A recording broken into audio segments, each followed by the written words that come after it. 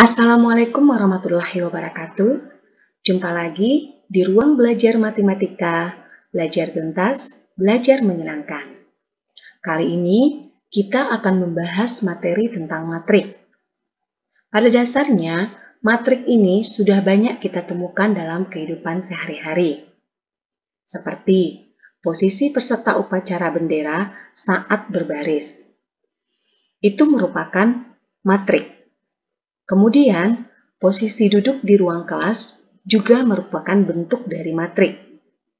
Selain itu, saat kita membaca koran, ketika kita diminta melanjutkan ke halaman lain, pada dasarnya menggunakan prinsip dari matrik, di mana kita harus tahu mana yang disebut dari baris dan mana yang disebut dari kolom.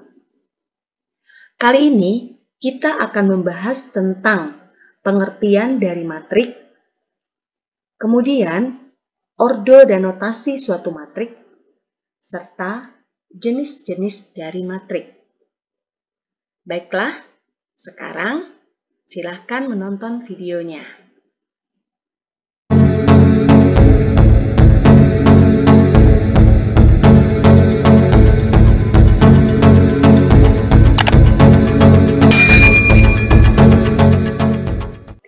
Kita lihat contoh berikut ini yang merupakan pengaplikasian dari matrik dalam pemecahan masalah pada kehidupan sehari-hari. Misalkan diketahui 4 kota yaitu A, B, C, dan D terhubungkan seperti terlihat pada gambar di samping, di mana kota A dan B dihubungkan oleh satu jalan. Kota A dan C terhubungkan oleh 2 jalan. Sementara kota C dan D terhubungkan oleh 3 jalan. Untuk kota B dan D terhubungkan oleh 1 jalan. Dalam hal ini, kita bisa membuat tabel dari permasalahan di atas, seperti terlihat pada tabel berikut ini. Dari kota A ke kota A. Dari kota A ke kota A, kita lihat tidak ada jalan yang menghubungkan, maka di sini kita tulis 0. Dari kota A ke kota B, ada 1 jalan yang menghubungkan, maka kita tulis 1. Dari kota A ke kota C, ada terhubung 2 jalan, yaitu kita tulis 2. Kemudian, dari kota A ke D, tidak ada langsung jalan yang menghubungkan, maka kita tulis 0. Begitu juga dari kota B ke kota A, ada 1 jalan yang menghubungkan. Dari kota B ke kota B, kita tulis 0 karena masih dalam kota ya. Kemudian dari kota B ke kota C, tidak ada jalan yang langsung menghubungkan. Begitu juga kota B ke kota D dihubungkan oleh 1 jalan. Dan kita lihat antara kota C ke kota A, ada 2 jalan yang menghubungkan. Sementara dari kota C ke kota B, tidak ada jalan langsung yang menghubungkan. Kemudian dari kota C ke kota C, tetap kita tulis 0 karena tidak ada jalan yang menghubungkan. Kemudian dari kota C ke kota D, seperti terlihat pada gambar, ada 3 jalan yang menghubungkan. Kemudian dari kota D ke kota A, tidak ada jalan yang langsung menghubungkan. Dan dari kota D ke kota B, ada 1 jalan yang menghubungkan. Dan dari kota D ke kota C, ada 3 jalan yang menghubungkan. Begitu juga dari kota D ke kota D, tidak ada jalan yang menghubungkan. Berdasarkan tabel ini, kita akan merubah ke dalam bentuk yang lebih sederhana lagi. Dengan cara kita hapus baris pertama pada tabel dan kolom pertama pada tabel. Maka kita akan memperoleh bentuk seperti ini.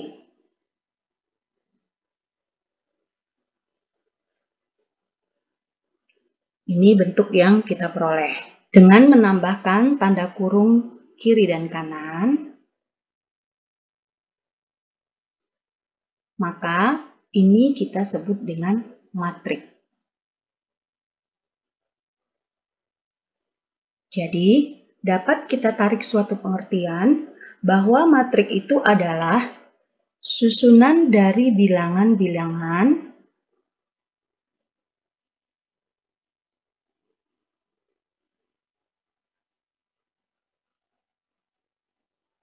yang berbentuk baris dan kolom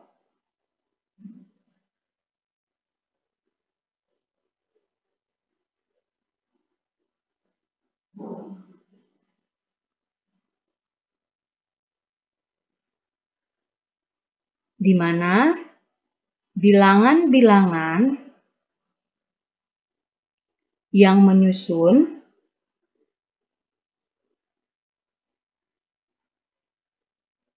baris ataupun kolom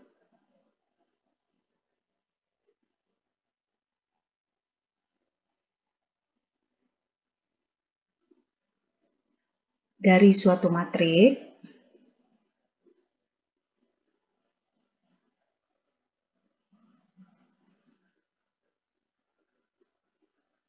disebut elemen-elemen dari matrik. Disebut elemen-elemen matrik.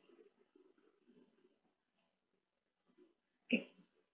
Jadi itu yang dimaksud dengan matrik. Kalau kita perhatikan matrik ini terdiri dari beberapa baris. Ini kita namakan dengan baris pertama.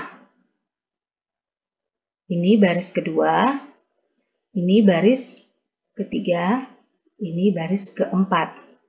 Sedangkan untuk kolomnya, ini kolom pertama, ini kolom kedua, kolom ketiga, kolom keempat. Jadi, matrik ini terdiri dari 4 baris dan 4 kolom.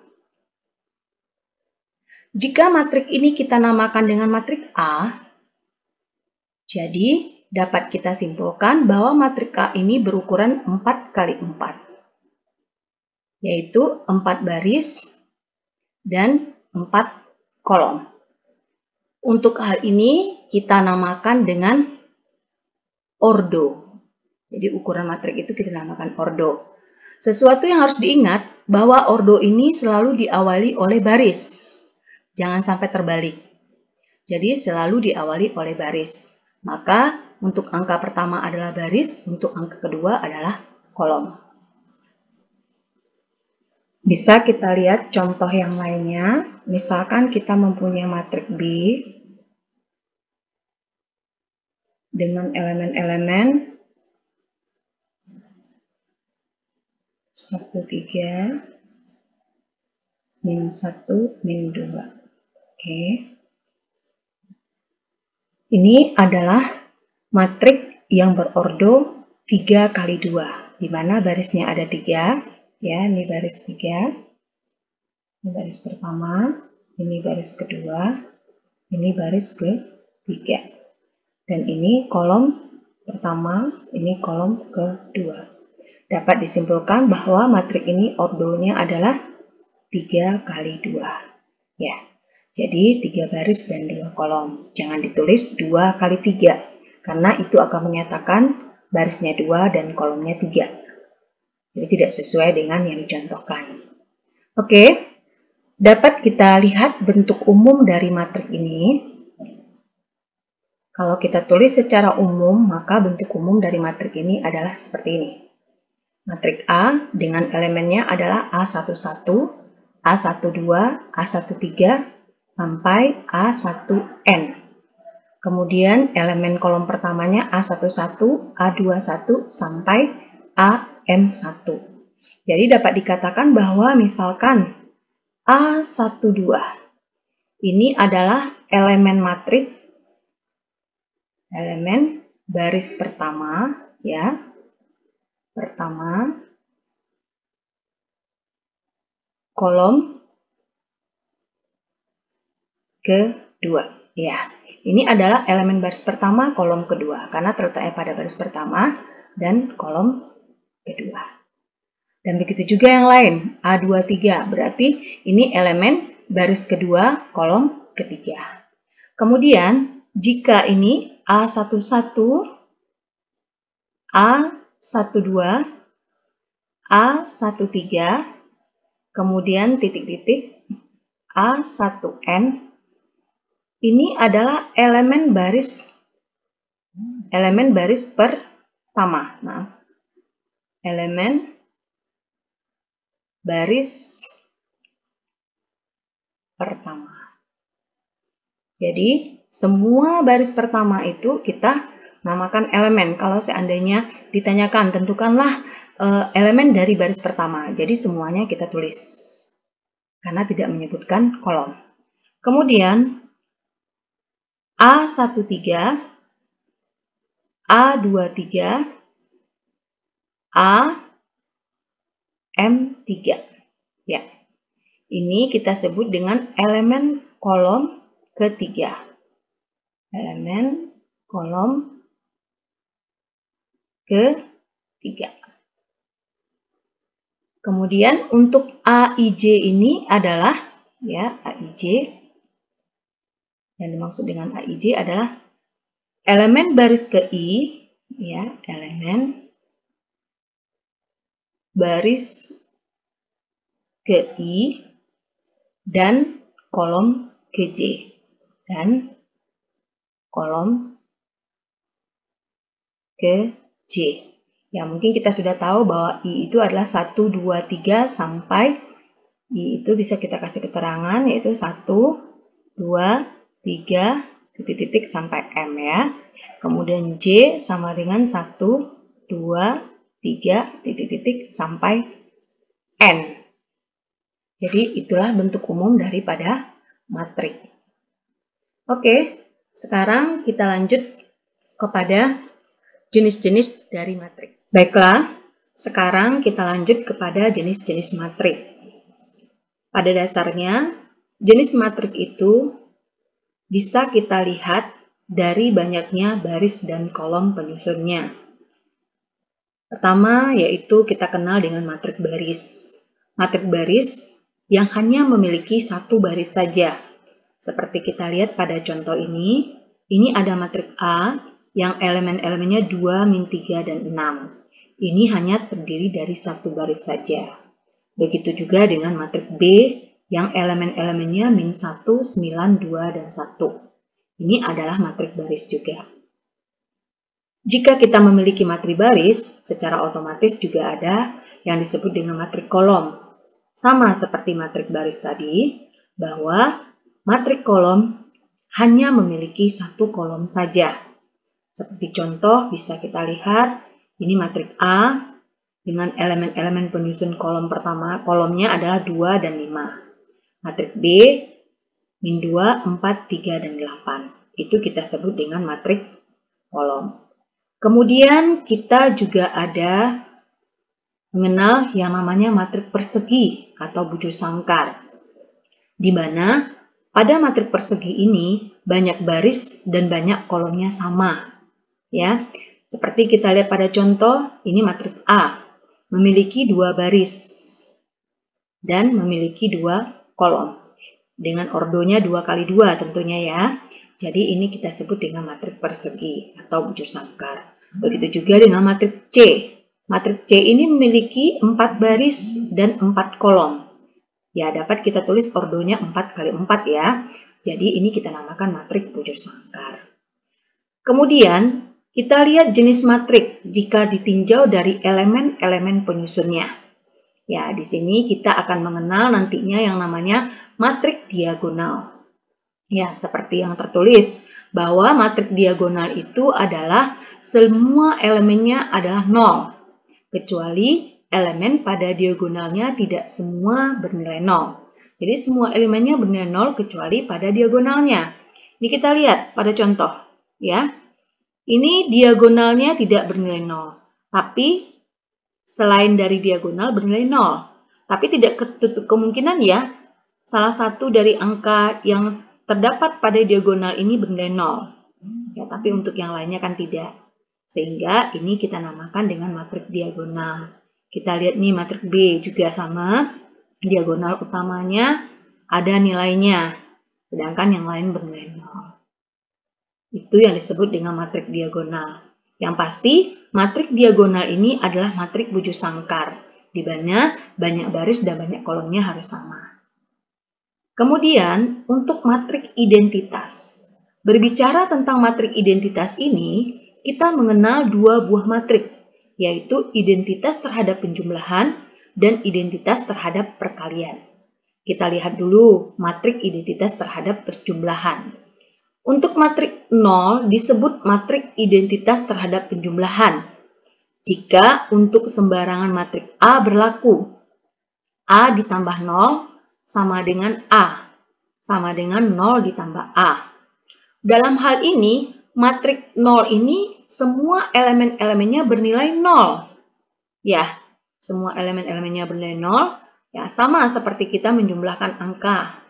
Misalnya 3 ditambah 0 akan bernilai 3. Begitu juga dengan matrik. Matrik A sembarangan ditambah dengan matrik O yang elemen-elemennya 0 akan menghasilkan matrik A. Baik, sekarang kita lihat untuk matrik identitas. Matrik identitas untuk perkalian. Di sini, matrik I disebut matrik identitas terhadap perkalian. Berlaku I kali A sama dengan A kali I sama dengan A, dan A kali I sama dengan A sama dengan I kali A. Dalam hal ini, matrik identitas yang dimaksud adalah di mana diagonal utamanya itu bernilai 1. Ya, maksudnya elemen-elemen diagonal utamanya bernilai 1. Seperti terlihat pada contoh ini. Ini matrik identitas diagonal utamanya bernilai 1. Ya, itu dinamakan matrik identitas terhadap perkalian. Dan seperti ini juga matrik yang berordo 3 kali 3, ini juga bernilai 1 diagonal utamanya. Yang pasti, untuk matrik identitas terhadap perkalian, di mana matrik I-nya itu harus berordo baris dan kolomnya harus sama. Ya, dalam arti I dan J-nya harus sama. Ya, ini kan berordo 3 kali 3. Secara otomatis ini adalah matrik bujur sangkar. Oke, kita lanjutkan untuk matrik segitiga atas dan matrik segitiga bawah.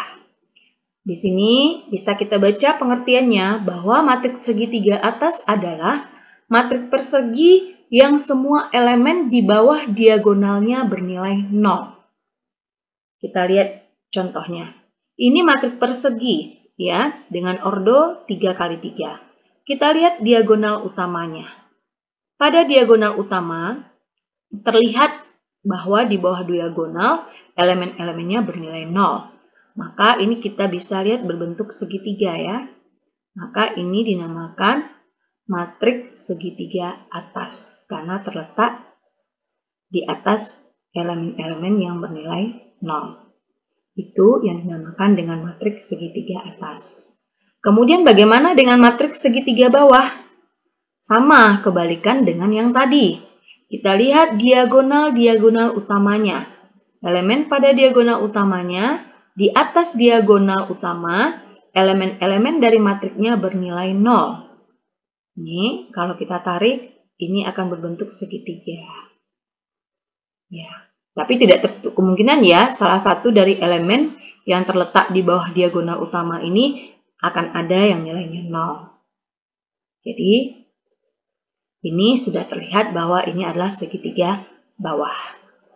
Jadi, itulah maksud bentuk-bentuk dari jenis-jenis matrik. Baiklah, semoga materi kali ini bisa dipahami. Sampai bertemu pada materi matrik selanjutnya. Assalamualaikum warahmatullahi wabarakatuh.